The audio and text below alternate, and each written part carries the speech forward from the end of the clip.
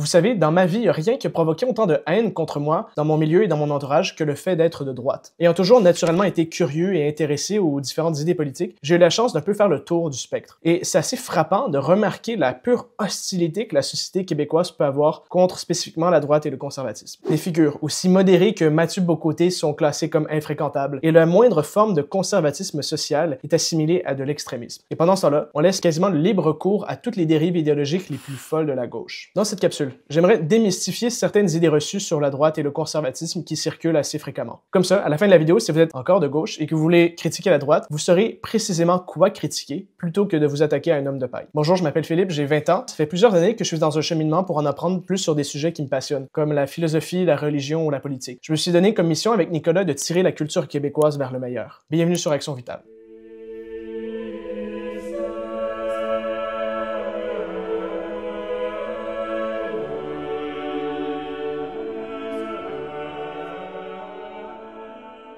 D'abord, il faut savoir que cette hostilité contre le conservatisme au Québec n'est pas sans cause. J'ai pu voir, moi-même quand j'étais en train de devenir conservateur, la pure quantité de fausses informations et de propagande qui circulent contre la droite, tant dans les médias que dans les institutions scolaires, tant au secondaire qu'au cégep. C'est vraiment dommage, puisque dans le cas des institutions scolaires, les jeunes qui se rentrent et qui n'ont jamais vraiment reçu de formation politique, qui se sont jamais vraiment renseignés sur ces sujets-là, se font transmettre, alors qu'ils sont encore comme des pages blanches, une éducation très biaisée, très idéologique, par des figures censées être des figures de neutralité et d'autorité. La première idée reçue à laquelle j'aimerais m'attaquer, c'est la notion selon laquelle les conservateurs s'opposent à toute forme d'aide sociale et par conséquent ne se préoccupent pas du sort des pauvres. Pourquoi c'est faux? Parce que les personnes de droite se préoccupent du sort des pauvres autant que n'importe qui d'autre. La différence étant qu'ils appliquent de façon plus cohérente, plus intégrale un principe qui s'appelle le principe de subsidiarité. Le principe de subsidiarité, c'est un principe dans la loi et dans la politique qui nous dit que lorsque dans une population il y a un besoin, il y a un service à pourvoir, la responsabilité de répondre à ce besoin ne revient pas automatiquement au palier de gouvernement le plus élevé, mais au palier de gouvernement le moins élevé, le plus proche du terrain. Par exemple, dans une communauté locale où il y a un problème de pauvreté, il y a des personnes qui ont un besoin de service, la responsabilité à pourvoir ce service-là, ça ne revient pas au gouvernement fédéral automatiquement, mais d'abord à la communauté locale elle-même. Et c'est seulement en cas d'échec de la communauté locale que le palier de gouvernement plus élevé devrait intervenir. Pourquoi est-ce que ce principe est aussi important? Parce que sans ce principe, alors chaque aspect de nos vies, chacun de nos besoins devient présumément la responsabilité du gouvernement fédéral. Ce qui est à la fois injuste puisque c'est une évasion de notre vie privée, mais également inefficace, puisque plus un palier de gouvernement est éloigné du terrain, plus il va gaspiller de l'argent lorsqu'il va tenter d'intervenir sur le terrain. C'est un fait qui est assez reconnu. Par exemple, au Canada, le gouvernement fédéral gaspille plus d'argent que le gouvernement provincial. Et le gouvernement provincial, on pourrait dire probablement, gaspille plus d'argent que les gouvernements municipaux et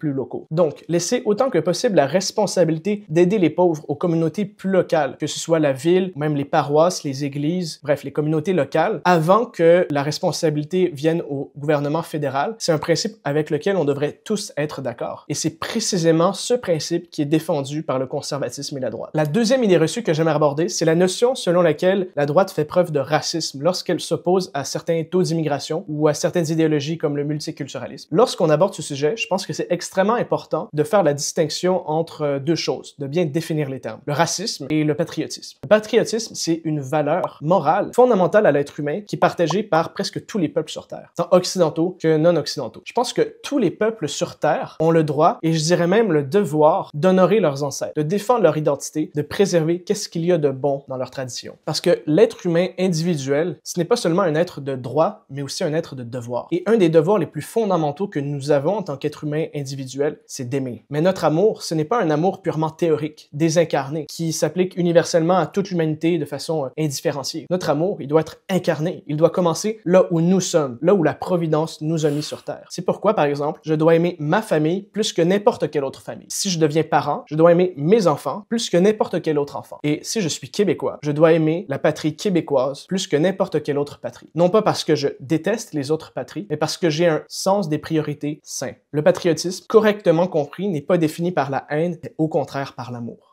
La troisième idée reçue que j'aimerais aborder, c'est la notion selon laquelle la droite veut assujettir les femmes. Il y a plusieurs formulations de cet argument-là. Je vais m'attarder à deux d'entre elles. La première formulation affirme que la droite veut contrôler le corps des femmes en interdisant l'avortement. Alors, je peux tout à fait comprendre que ce soit un sujet très sensible ici au Canada où le débat, ça fait plusieurs décennies, a été muselé. Mais il faut rappeler, il faut bien comprendre que s'opposer à l'avortement, ce n'est pas vouloir limiter le droit à l'intégrité corporelle. Au contraire, c'est vouloir donner un droit à l'intégrité corporelle à l'enfant qui est encore dans le ventre de sa mère. Parce que la science est très claire sur le sujet. Dès la conception, la vie humaine commence. Dès la conception, une nouvelle personne humaine avec son propre corps et par conséquent, son propre droit à l'intégrité corporelle apparaît. Vouloir interdire l'avortement, ce n'est pas vouloir enlever des droits, c'est vouloir appliquer les droits qui existent déjà de façon cohérente. Parce que dans chaque grossesse, on parle de deux personnes, de deux patients, de deux corps, de deux êtres humains. La deuxième formulation de cet argument affirme que la droite veut assujettir les femmes, les rendre dépendantes à leur mari en ramenant les valeurs traditionnelles familiales et de mariage. Le problème avec cette objection, c'est qu'il y a un profond manque de compréhension de ce que c'est que le mariage traditionnel. Il s'agit d'une codépendance des sexes, parce que l'un et l'autre des sexes sont complémentaires. Et cette complémentarité-là est essentielle au bon fonctionnement d'une famille et de la société. Dans les dernières décennies, on a déconstruit le modèle traditionnel familial. On a vu de nombreux problèmes sociologiques apparaître, comme par exemple le problème des mères célibataires qui est presque inédit jusqu'alors. L'augmentation du taux de divorce a mené à énormément de problèmes au niveau de la santé mentale, qui affecte autant les hommes que les femmes, et aussi une augmentation de la criminalité, notamment la criminalité violente, qui a quadruplé depuis 1960. Et sans même parler de l'effondrement de notre natalité, qui constitue à l'heure actuelle une menace existentielle pour notre société. Par conséquent, la position conservatrice, ce n'est pas qu'un sexe est inférieur à l'autre, mais que les deux sexes sont complémentaires, que cette complémentarité est nécessaire au bonheur de tous. Évidemment, il y a de nombreuses autres idées reçues que je pourrais aborder, mais je pense qu'elles ont tous en commun une ignorance des positions conservatrices et de droite qui est due elle-même à un refus du dialogue. Les institutions médiatiques et scolaires font preuve d'un refus de dialogue avec la droite. On la garde loin des institutions du débat public pour qu'on puisse déguiser les insultes et les diffamations comme des arguments valides, sans conséquence. La révolution dans le monde médiatique qu'apporte Internet nous offre une opportunité inespérée d'avoir ce dialogue. Et c'est précisément le fait de saisir cette opportunité qui définit notre mission chez Action Vitale.